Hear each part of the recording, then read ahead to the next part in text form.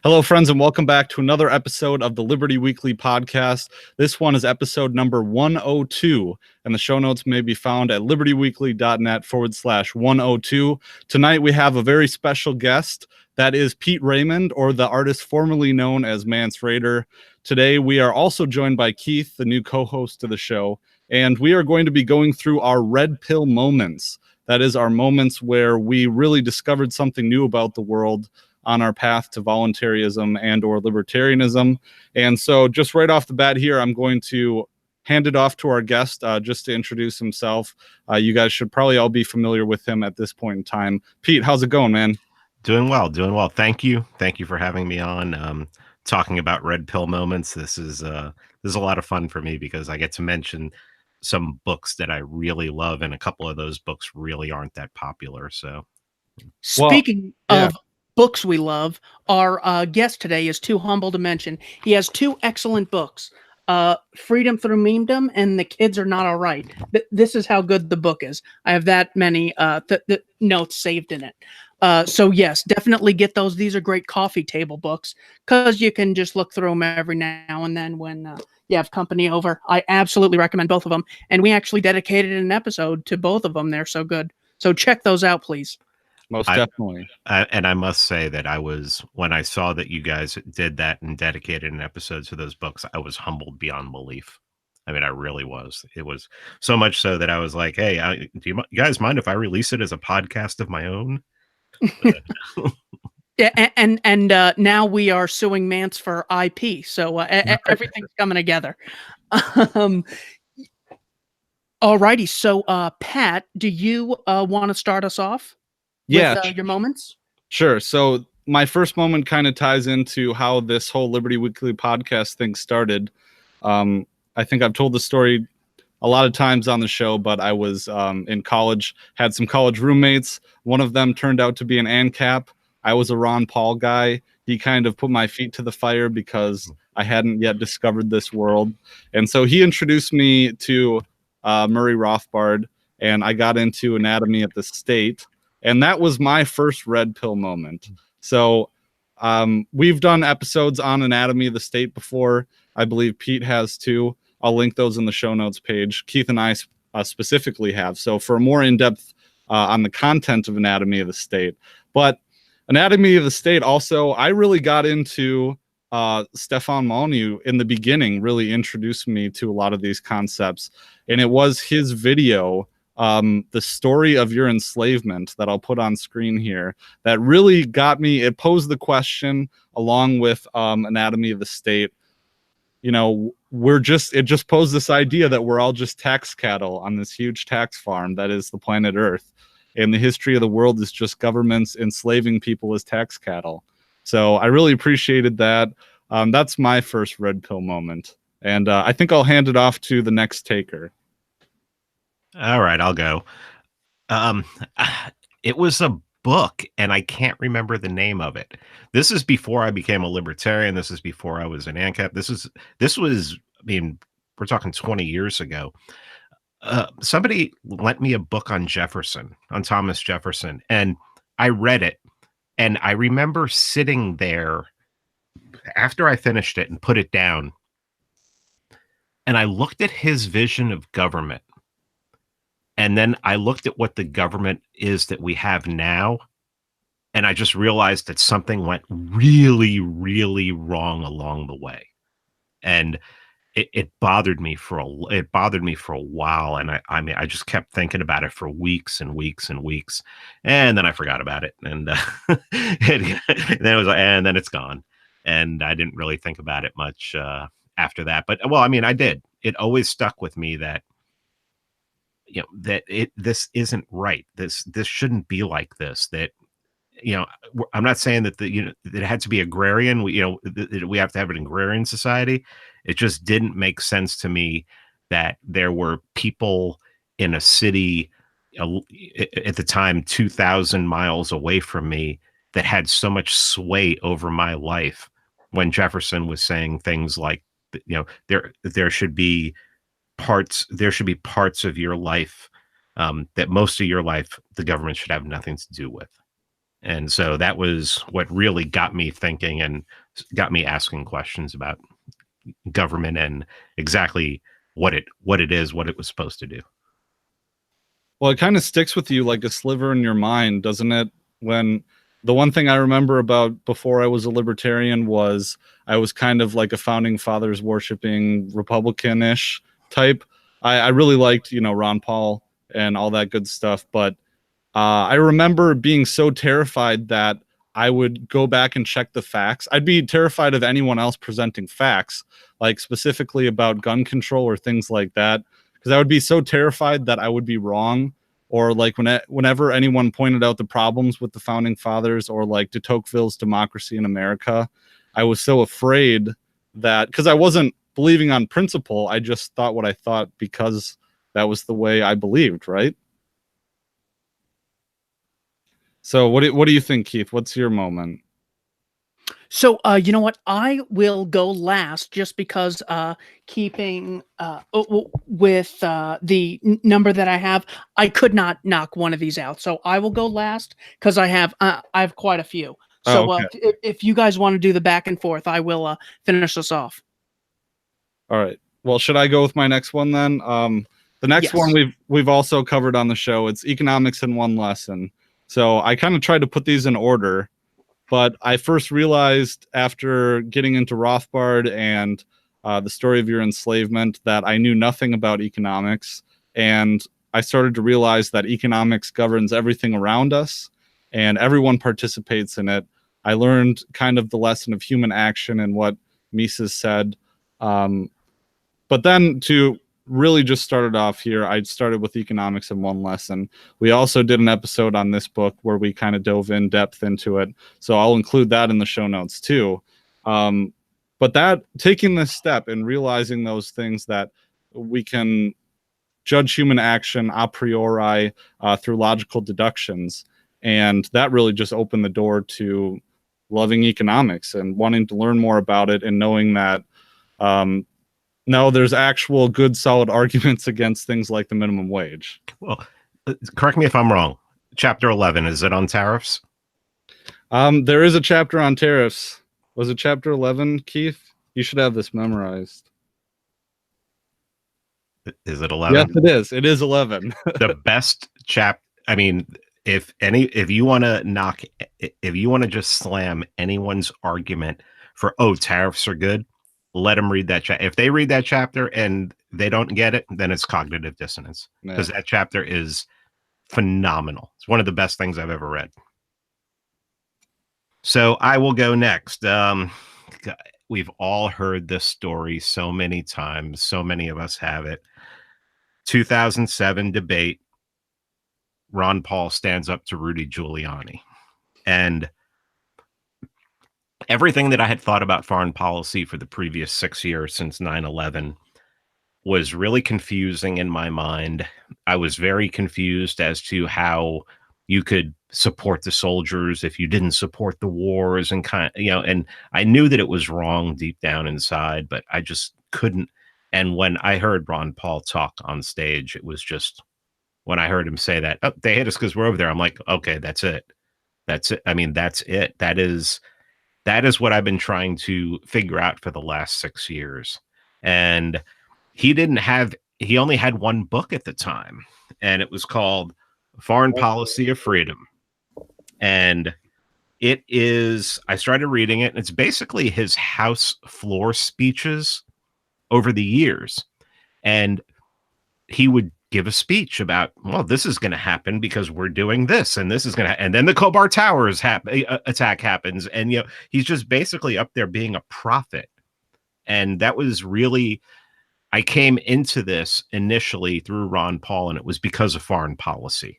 And then he started talking about the Fed, and I started looking a little more into economics. But I'll save that for another book that I have here. That was the first book I read on economics, which I don't know if anyone else can claim this is the first book they read on economics, but it might be. So if you want to go, well, typical Ron Paul moment, there you go. So go ahead, Pat. Yeah. No, I'm going to preempt you on the Fed one just here in a second, but It's fun. So when I first came into the movement, I was involved with Young Americans for Liberty at the University of Minnesota chapter. And when I came in, it was the wake in the crater of the 2012 campaign. And so I missed all the best moments about being a libertarian back in the Ron Paul days. But then I came in, and I mean, I kind of watched it from the sidelines as it was happening, but I wasn't even thinking about politics that much at that point in time. Then, I hear about Murray Rothbard and all this stuff, and it just kind of took off. But I went to Half Price Books in the Twin Cities, and I won't scrounge for it. But I have a copy of, what's one of Ron Paul's book? It was The Revolution, or I should know. It's in here somewhere. It's The Revolution, the Manifesto. Yes, it was that one. And when you turn the cover, someone had written it inside the cover as a gift to someone else, and it said, like, the revolution continues, best wishes from so and so to someone else. And it made me so sad, because the fact that I found this book at Half Price Books means that the revolution maybe didn't continue for whoever the recipient of this book was. So that made me kind of sad. But another one of my red pill moments is, so kind of replacing the early days of Stefan Molyneux, I really got into the Corbett Report and James Corbett. And James has been on the show. He's Keith and I are big friends of James and the work that he does. We've also interacted with him as well. But he has a very great documentary called The Century of Enslavement, and it's right down here. I'll put it in the show notes page. But he has so many great, and I kind of, this is when, so I got into libertarianism, and then I went down the conspiracy theory rabbit hole. And James is so good when it comes to this kind of content. 9/11 Trillions, I really got into 9/11 Truth. So that was a big part of it for me. But also, James is a great voluntarist. He's so prolific in our communities, and he was a huge, giant influence on me, and actually my decision to start this podcast as well. So the things that we do in creating media really do affect people, and for me, James has been a big figure in that too. So, all right, maybe I won't preempt you on my last thing then. When it comes to learning about the Fed, and I can't believe the Fed, The Mystery of Banking by Murray Rothbard, and also The Case Against the Fed was his book that I read first about the Federal Reserve, and then Ron Paul's book. But I found Murray Rothbard's to be a little more, of course, Ron Paul's was just, it wasn't as technical. It was just A, B, and C. This is why we're against the Fed. But Murray Rothbard really got into it for me on that level.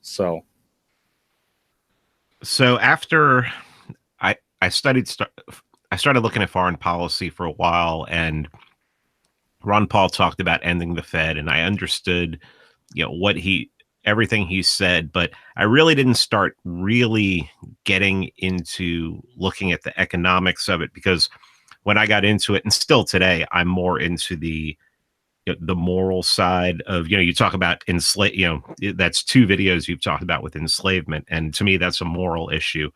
So when I started to get into economics, I really wanted to understand what happened in 2008.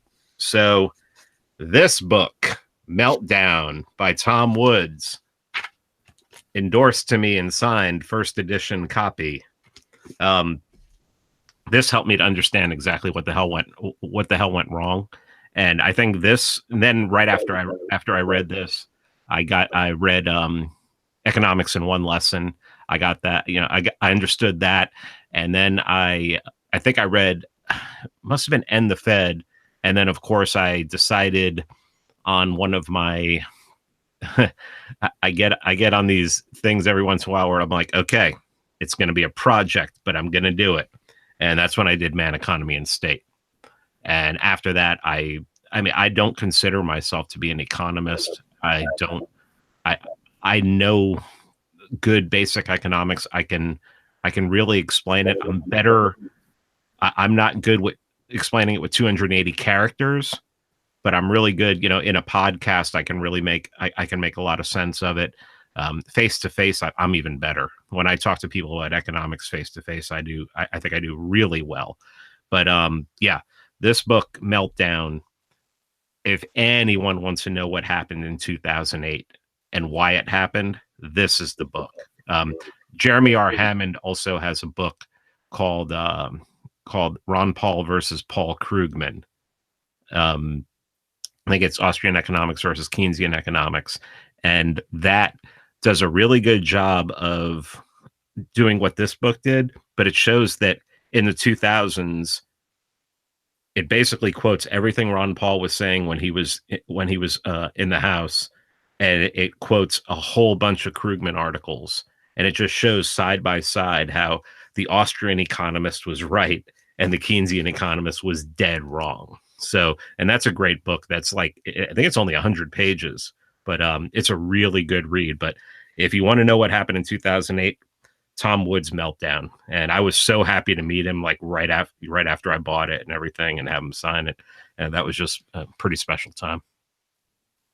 Did you ever get into Peter Schiff at all in your days? Dude, I listen to every episode of Peter Schiff now because, because I mean, I'm big on crypto and I'm big on gold and silver, but I have a 401k. So it's like, I want to know what the hell's going on. And, I mean, I just love Peter. I mean, I hate what he has to say about crypto, and it really scares me because the guy's never wrong. So it's like, in the back of your head, you're like, this old man just doesn't understand what's going on with crypto. And then you're like, man, I hope he really doesn't understand what's going on with crypto. But yeah, I mean, for the parts of his podcast where he's talking about the stock market and the economy and investing in general, I just basically go right along with what he has to say. And I heard Patrick Byrne, the CEO of Overstock, say at Mises Institute that he doesn't know if Austrian economics ever helped him make money, but it helped him not to lose money. And I think that's the same. It is, by listening to Peter Schiff, I've definitely not lost money. And that, that's important because most people do. I've always been able to pull it out and put it into like a guaranteed 1% fund right before everything crashes, and because I listen to that guy. Well, I got Peter Schiff to reconsider his Bitcoin position when he said, yeah, the problem, I met him at the IHS seminar in Scottsdale, Arizona. I said, what do you think about Bitcoin? He goes, the problem is it has no value. I mean, what is it? It just has no value. And I go, well, to quote Mises, nothing has value. Only people have values. So its value is found with regard to how people value it as a currency with regard to their other options, the dollar, the euro. And he goes, I'll have to think about that. I got to get to the next book signing, though. And then he asked me to get out of the line. Oh, man. I met Peter Schiff at Freedom Fest in, I don't know if it was 2012 or 13, and he had his kid with him. And I said something, I don't know, kind of starstruck. And then I said something really stupid to his kid about school, and it was summertime. And I just embarrassed the hell out of myself. And also, oh my God, I did the same thing with Matt Mitchell, a guy who, oh my God, I said, he goes, hi, we've been having a good conversation. By the way, this is my wife. And I said to Matt Mitchell's wife, I go, oh, I'm jealous you got to him before I did. It was so dumb. It was so dumb. I think I was 17 or something. But when there's an open bar, I'm in trouble. Yeah. But that was illegal. I know. Oh. I met Rand Paul too at that Freedom Fest, and I said, I was like, oh, I'm just a big fan of you and your dad. And he was like, yep. Well, he wasn't like, yep, but I mean, it was like, okay, he probably had heard that a million times before, but it was good. So, I was just going to say that when we first started the show, I was such a big Peter Schiff fanboy that my co-host Jerry would always make fun of me because I'd just bring him up on every show. And then I think I started really scaring my parents when I was just all about the crash. When is the crash going to happen? And, not just like these things take time. We can't predict it. What is it going to look like? And I got into Jim Rickards too. And Jim Rickards is really doom and gloom as well. But is it my turn? I think it's my turn. So after I got into libertarianism, I did the whole conspiracy theory rabbit hole, and then I started actually learning about foreign policy. When I was talking to Kyle Anzalone, our really good friend from the Foreign Policy Focus podcast, also to be found on the libertarianinstitute.org, as well as my podcast and Pete's podcast. But he recommended to me America's War for the Greater Middle East by Andrew Bacevich. And if you are going to start learning about foreign policy, very broad brushstrokes, start with this book. It's an a non-interventionist point of view. Andrew Bacevich has clout because he's part of the U.S. military. So if you're trying to argue with people, staunch conservatives about foreign policy, you get clout and traction when you mention people who are part of the military itself. So this starts in 1979 with the fall of the Shah of Iran, and then it continues forward until the present day. But Bacevich is great. This book is great, and it's easy to understand, and it won't bore you to death either because he has a good narrative style. So definitely would recommend this book. All right, I guess I'll go into what put me over the edge to become an anarchist. And I wasn't even calling myself an ANCAP at the time. I was just calling myself an anarchist flat out. And I don't even really call myself an ANCAP anymore. I'm more partial to voluntarist. But this book, The Left, the Right, and the State by Lew Rockwell, will absolutely make you angry, will have you throwing things, and will, if it doesn't make you an anarchist by the end of the book, by the end of the second chapter, I don't know what will. I mean, I had never, ever, ever heard somebody argue that drunk driving laws were immoral. And that was like, I'm reading this chapter and I'm just like, I want to argue against this so hard and I can't because it's so logical. And I've seen people, I've thrown that up on Twitter every once in a while, and people will just come after you. I saw TJ Roberts throw that up on Facebook and get death threats. That drunk driving laws were immoral. So The Left, the Right, and the State by Lew Rockwell. When people ask me for recommendations for books that they've never read before, I always mention it. It is a fact. I mean, he hits everything. He hits, immoral laws. He hits foreign policy. He attacks both sides and absolutely destroys them. And that's another book that I have autographed and personalized to me. I've met Lew many times now, and I just think I love his. I do not care about the haters. I don't care about, he's just like, I'm going to be myself.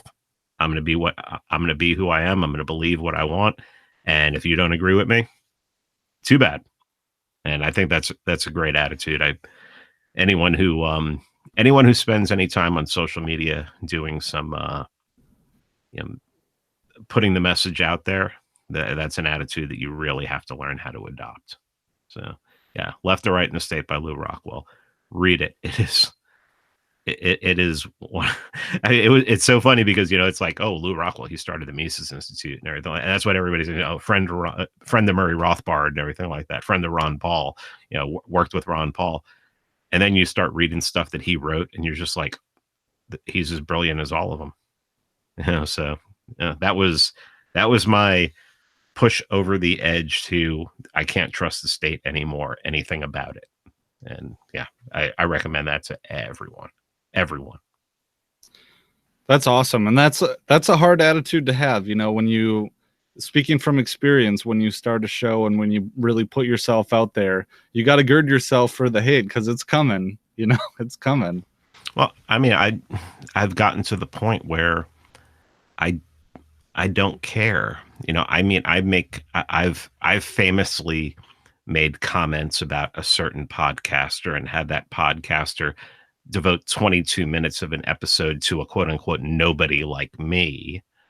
And so it's like, and what's funny is when I heard about it, I thought it was hilarious. It was Alan Mosley was actually the one who Alan Mosley hit me up through Facebook Messenger, and he's like, dude, have you heard the latest episode? And I'm like, I don't listen to that. I haven't listened to that since I heard the guy praising Joe Arpaio.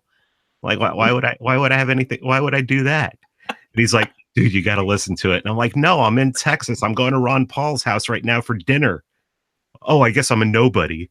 You know, and he's like, dude, you got to listen to it. And then like over the next like 20, and I was in Texas for like the next, I'm glad I was in Texas when all this happened, because it was like, I'm not even paying attention to it. And then I started getting, feedback, and my messenger just blew up. It was like people saying, dude, this is insane. You have to hear this. You have to hear this. And I'm like, I don't care, man. I'm hanging out with Scott Horton. You know, I'm hanging out with Ron Paul and Lou Rockwell. You know, it's like I don't care about all this and everything.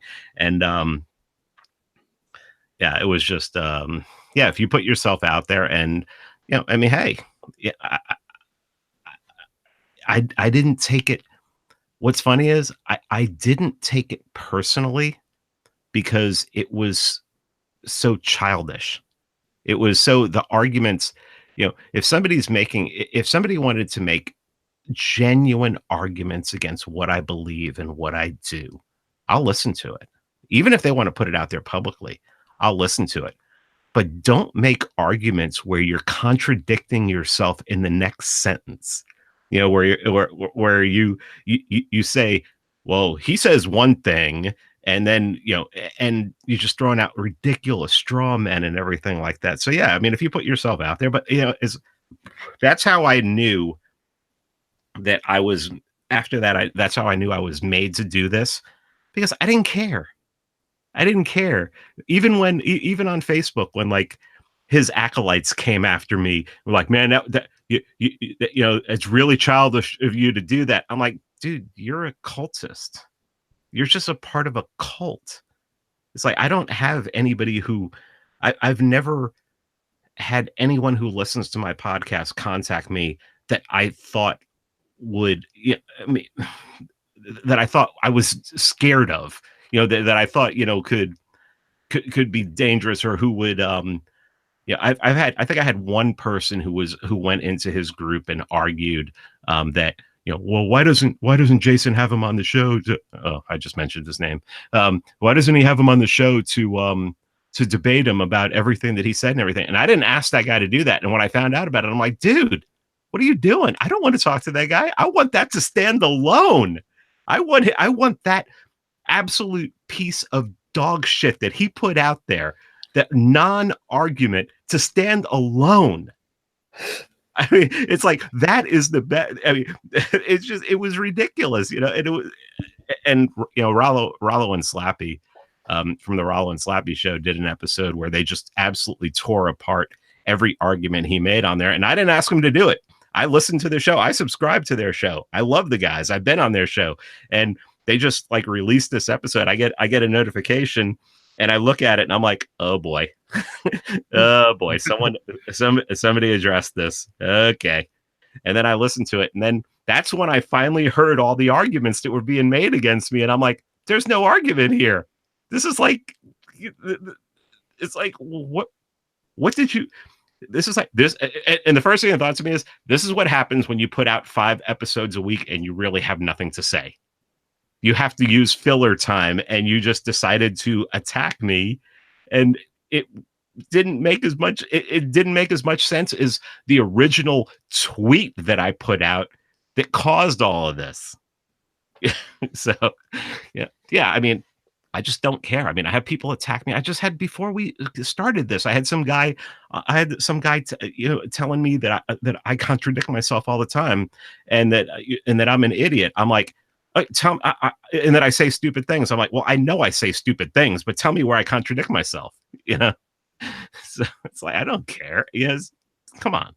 Well, I remember when all this punching up stuff went on, and it was so bizarre from the other end that the guys in the Libertarian Union group, we thought it was some kind of conspiracy to like create some kind of attention or something. Not on your end. I mean, just between some kind of genius marketing scheme, because I guess the cat's out of the bag is that Jason, he's been doing this, like he has this teaching where he does coaching for podcasts and stuff now. So, well, yeah. Anyways, I remember the Joe Arpeggio episode from way long ago, and I was never a big fan, and I just haven't really listened at all since, at all. I couldn't recall. I used to listen to him, and I thought he made some decent cogent arguments. After that, I couldn't. I was like that. Anyone who the thing that really pissed me off about it was you stick up for Joe Arpaio, and you say, you say, oh well, all these things that he's doing, there's really nothing bad here, and then in the same friggin' 2 seconds later, you say, but the justice system is all screwed up. Right. And it's like, wait a minute. So if the justice system is all screwed up, everything he was doing was okay. Oh, and here's my favorite. My favorite. Well, Joe Arpaio didn't do anything wrong because he the thing that got him convicted that Trump pardoned him for was a witch hunt anyway, and he's had lawsuits and he's had charges brought against him, and nothing ever stuck. I'm like, so a police officer got off. Wow, that never happens. That never happens in the United States. No, that never happens. Oh, and by the way, that police department under Joe Arpaio had paid out millions and millions and millions of taxpayer dollars in lawsuits. So yeah, I mean, but I don't know. Well, speaking of red pill moments, I can't remember exactly the moment when I started not liking the police. I think around my second year of law school, I saw Straight Outta Compton. I don't know if that had a big effect on me, or I remember listening to some of the first episodes of your show, Pete. And I was kind of already on that road, but that was just, nail after nail in the coffin about it. And then doing, Warren v. DC, and you had John W. Whitehead on your show, and I've been a big fan of his through law school and the Rutherford Institute and reading his books as well. So yeah, that's another red pill. If you're really devoted to, if you follow the logic of voluntaryism, you have to come to the conclusion that the police are just the enforcement arm of the state, and there's no reason to really respect their authority at all. There's too many people out there that know a police officer who've never been on the job with them, who think, oh, he's a nice guy, I know him personally and everything like that. It's like, you don't know what he does at work. You don't know that he enforces immoral laws and laws where there's no victim whatsoever. You don't know that he's basically a revenue agent for politicians. I mean, and there's no moment where I'm like, the police did something to me and I'm like, oh, now I hate the police. No, I just came to understand that the state is probably the most dangerous thing to my life, my liberty and my life that exists. And then I realized, okay, well, who are their enforcers? Now I can't trust these people because you can't talk to them. You can't rationalize with them. They can ask you questions all day. You can't ask them questions. They're not going to answer it. You can't tell them no. If they tell you to do something, you can't say no, I'm not going to do that.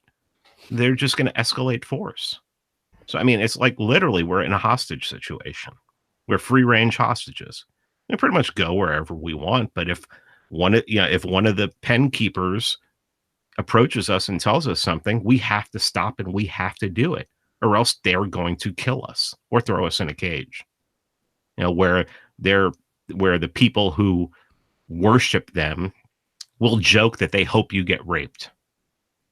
And these people are scum, and they're just happy little prisoners who live in fear, and their whole life is fear. And once I realized that, I mean, before I even became an anarchist, I had realized that I was going to have to be my own police officer because I was always into guns. And I understood that response time was 5 minutes, and that you'd be dead, and that they stop crime. They show up to stop crime less than 5% of the time. I knew all that stuff before I entered into this. So crossing over wasn't hard. Just understanding the immorality of the whole thing. So Yeah, that was, I mean, my very first podcast ever. The first thing I talked about was Warren versus District of Columbia. It's just that important to me. But I didn't want to become a police hating podcast. I didn't want that to be. I mean, I still do an episode probably every 10 or 15 episodes. I throw a police podcast in there, but nothing that, I don't want that. I don't want to become like Free Thought Project or Cop Block or something like that, where, that's all I focus on. There's other things that need to be focused on. But I honestly believe they are the most immediate threat to your safety that exists. That exists. That you have. I mean, I honestly believe you have a better. I mean, what is it? You have a better chance. You have a 8 times better chance of being killed by a cop than you do by a terrorist. So I'm going to prioritize and worry about the ones that I see every day. So. Well, from my short experience in practice, there's a lot of things to be pessimistic about, but one small thing to be optimistic about is that inside the heart of every defense attorney who's out there, maybe 90% of them, in their little hearts, they know that police cannot be trusted. Maybe they'll think that, well, there are some good cops, like in our jurisdiction, there's a couple cops. I mean, they're good people. They're trying to do their job the best they can. They just don't know what they're doing. But maybe better than half. Yeah, not good. They're just people. People lie under oath. People don't tell the truth. People try and cover their own ass. So, well, just in the interest of time, I think we're going to pass it off to Keith for his red pill moments. All right. So here is my list of red pill moments. I just can't make this shorter. I'm so sorry. All right. Larkin Rose was debating Tom Willicutt. And when Tom Willicutt said, Larkin, you think I just don't trust people. I'm sorry. I just don't trust people. So I'm not an anarchist. And Larkin Rose goes, what species do you want running the government? The media's reaction to the Muslim ban versus Trump's actually bombing innocent Muslims. Why would they care so much about a ban? Well, because the bombing also applies to their cult members, Barack and Hillary. That was just unbelievable to me. How they can get mad about a ban, but not the bombing. Incredible. Larkin Rose also said that gangs and mafias exist mostly because of state prohibition. When you look at Al Capone, being successful because he was selling black market things such as moonshine and liquor. It's like, we're so terrified of if there's no government, there will be gangs. The number one cause of gangs is the state prohibition in black markets. Same things with drugs today. Milton Friedman said to a college student who was just so terrified of monopolies arising. He said, yeah, the best way to fight monopolies is to embrace universal free trade. So you increase competition and consumers get the most amount of selection for products and services. Thought that was a great point. David Friedman, in a Reason magazine interview, said, I agree, food, water, clothing, shelter, those things we all agree are best provided by markets. We all meaning the anarchists and the minarchists. He just says, but for the same reason, I believe law, police, and courts should also be privately funded and should face competition. And putting those things so close together just showed me what in principle is different about the things the state controls, that there needs to be coercive funding and it needs to be a monopoly. I thought that was a great point. The gender pay gap myth that is still persisting today. There's just a show on Netflix where they say, let's talk about the gender pay gap. So it's fabricated, doesn't account for different jobs, doesn't account for number of hours worked.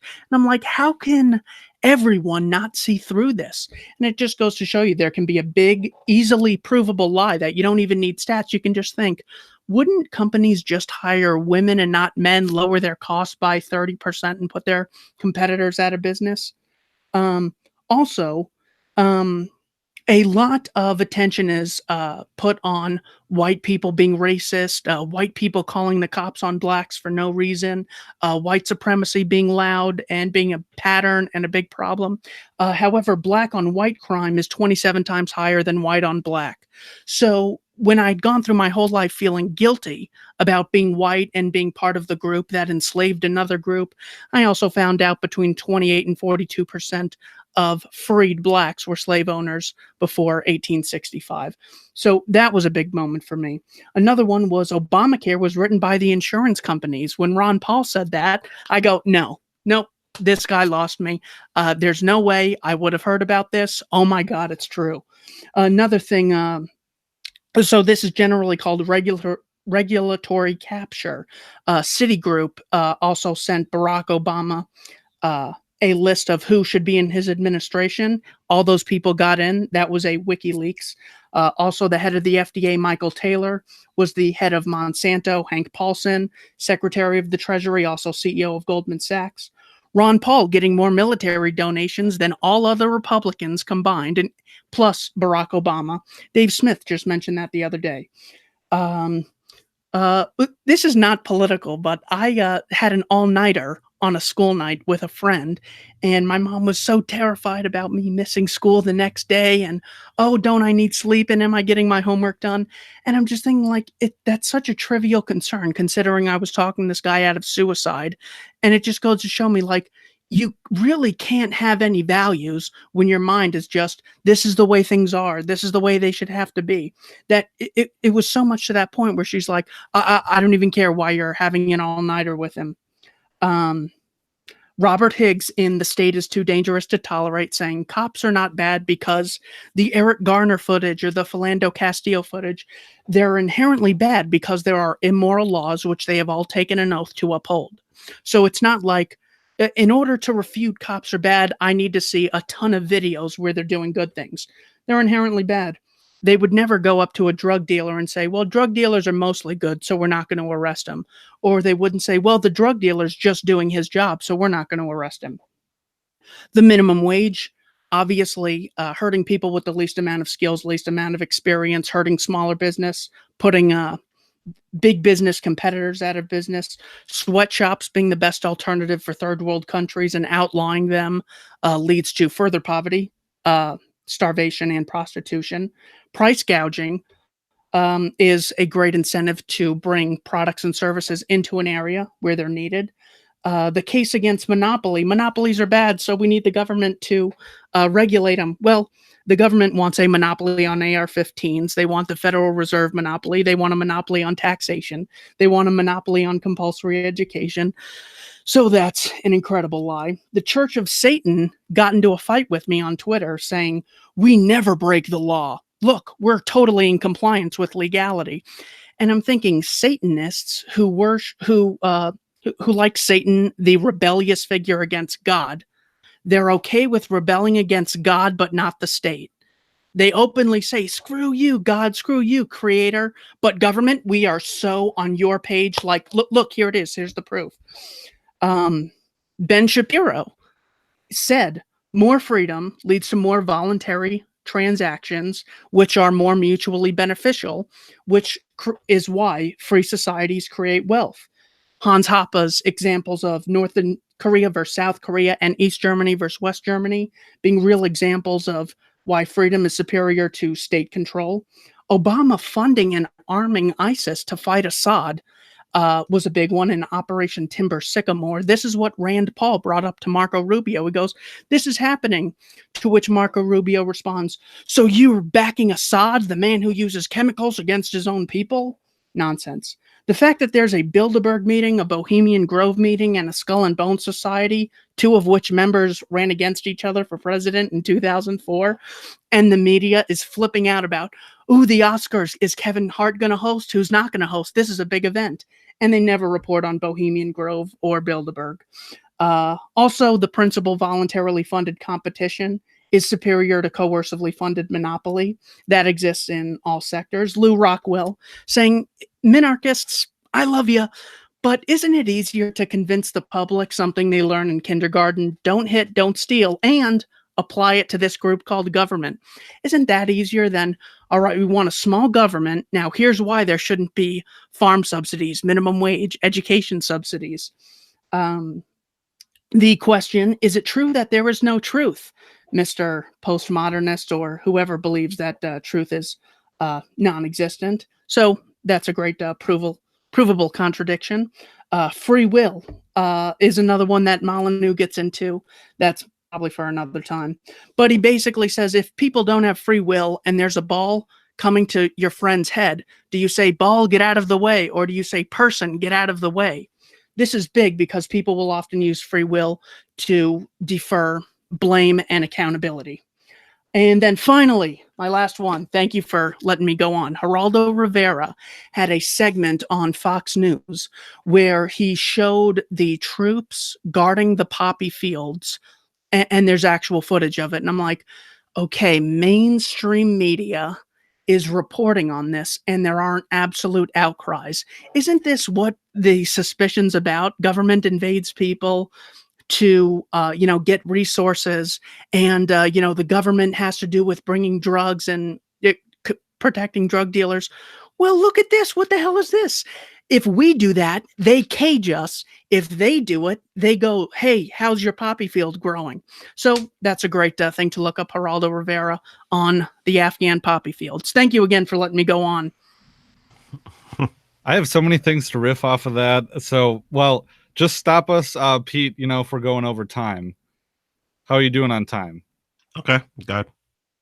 Okay, yeah, I just so maybe you could probably riff off this too, Pete, is that I have a friend who is big into the hardcore scene in Minneapolis, and he is a straight never Trumper.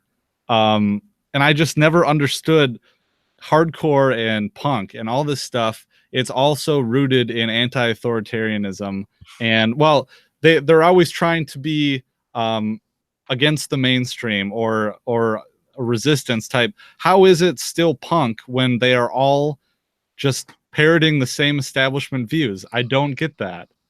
Well, no, look at someone like NoFX. I mean, they were pretty silent for about 8 years, weren't they? Right.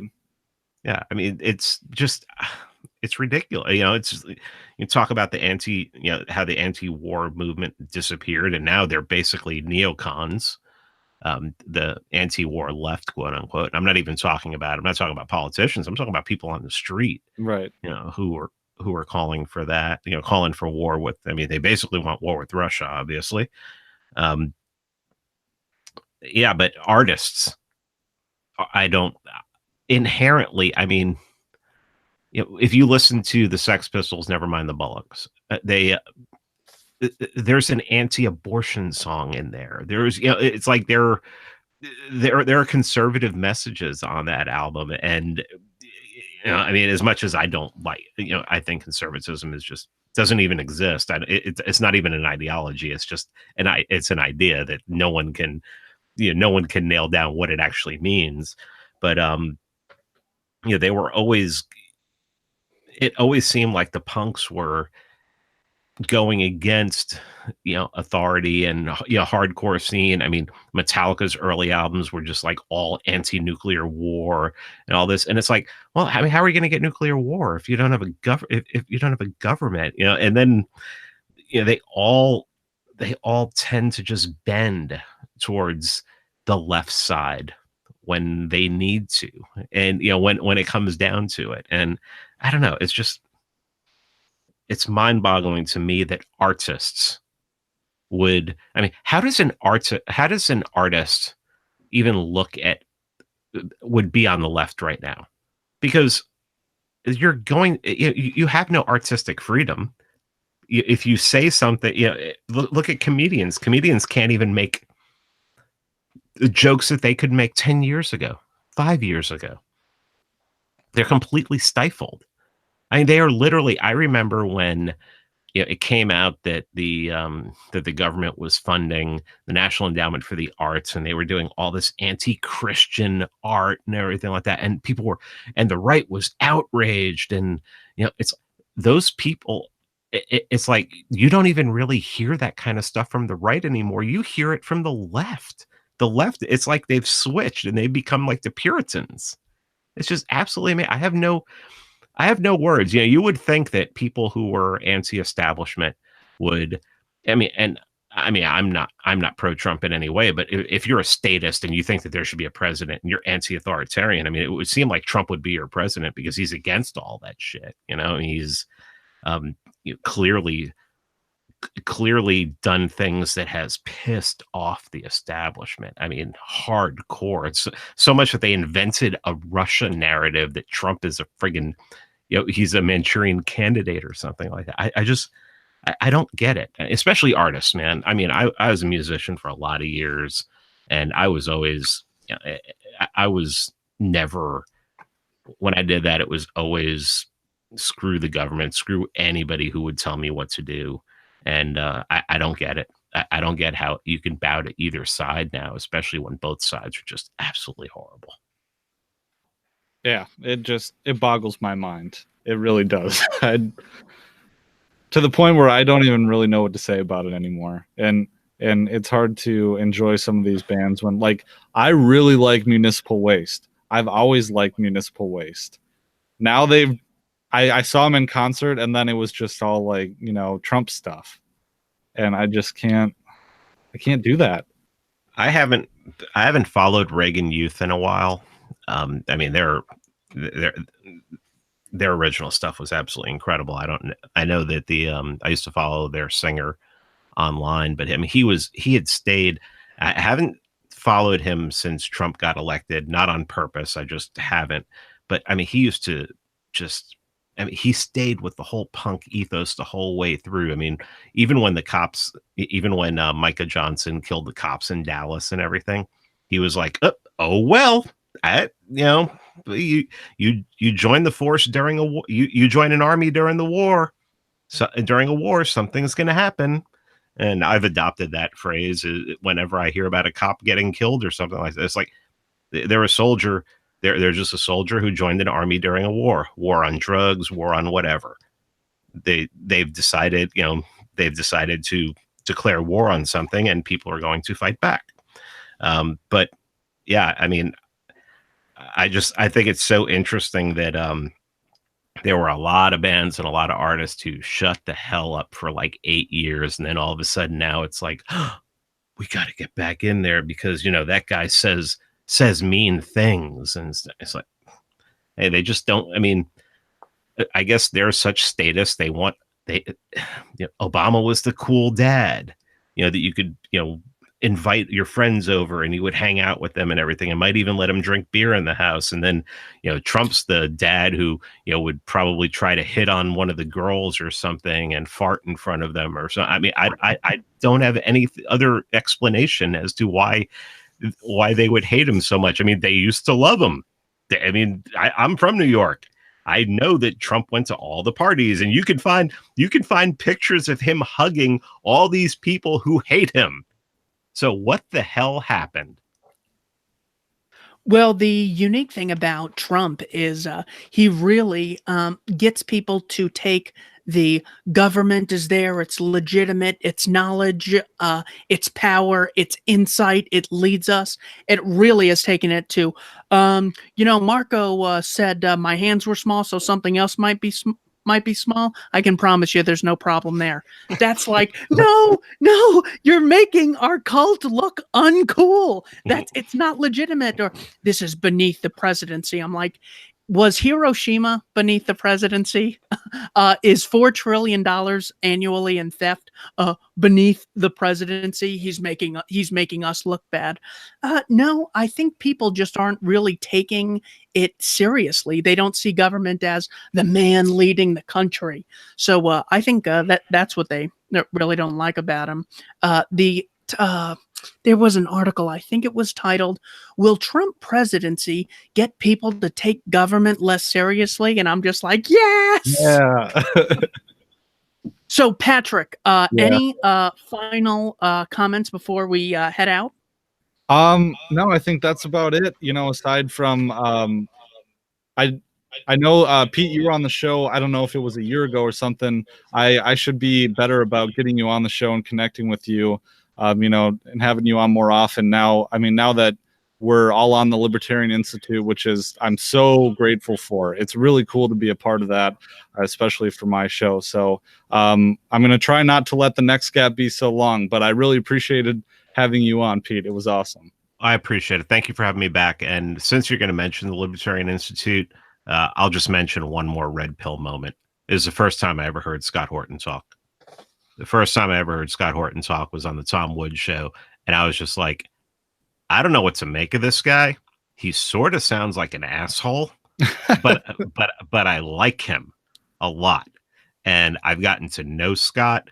I read Fool's Errand. I've read it and I've listened to it. And I think it's one of the most important books of the decade, maybe of the new millennium.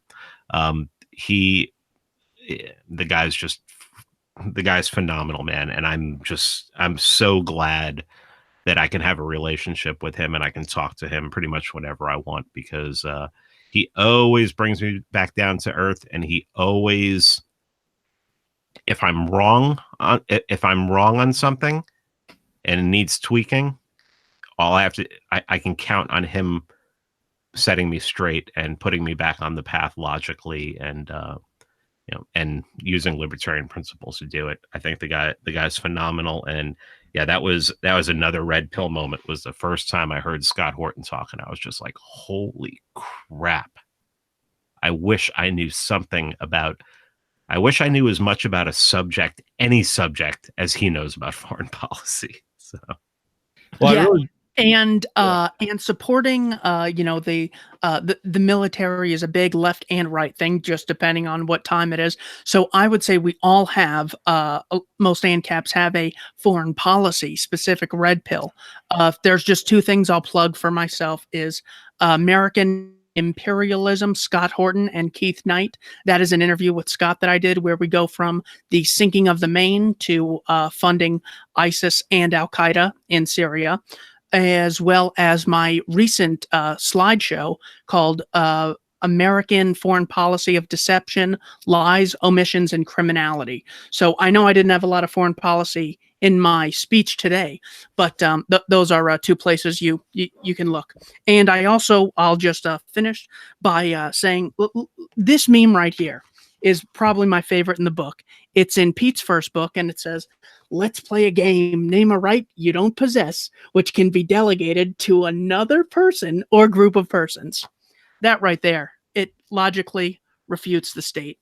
Excellent work on these, and I definitely recommend both of them. I appreciate it. If you don't mind me mentioning, I have to start mentioning this because it's a month away. I will be at Liberty Forum in New Hampshire, February 7th through 9th. I'll be giving a speech. I will be emceeing a fundraiser. I will be available to, if you want to just come and hang out and talk. I'll be there the whole time. I'm getting there a little bit late the first day, but I won't miss much the first day. And if you want to sign up for it on the website, nhlibertyforum.com, if you put promo code MANTS in it, in the discount box, you'll get 10% off of your admission. So it should be a fun time. Stephen Kinsella is going to be there. Maj Touré is going to be there. Vin Armani is going to be hanging out, and he's going to be doing live podcasts and everything like that. So it'll be a great time. So come on up and freeze with us in Winter, New Hampshire. That's solid. I'll be linking all those in the show notes page at libertyweekly.net/102, where you can find the show notes. And here's that Fool's Errand. I was going to mention it too as my red pill moment. And just to close out here, for you that don't believe in conspiracy theories, sometimes solid, undebated facts are stranger than fiction. So yep. I'll throw that out there. Thanks so much for joining us, Pete. And thanks to all the listeners for checking us out. Thanks for bearing with us there, because there's been a big gap between episodes, but I thought this would kick it off really good going forward. So thanks, everybody. We'll check you later.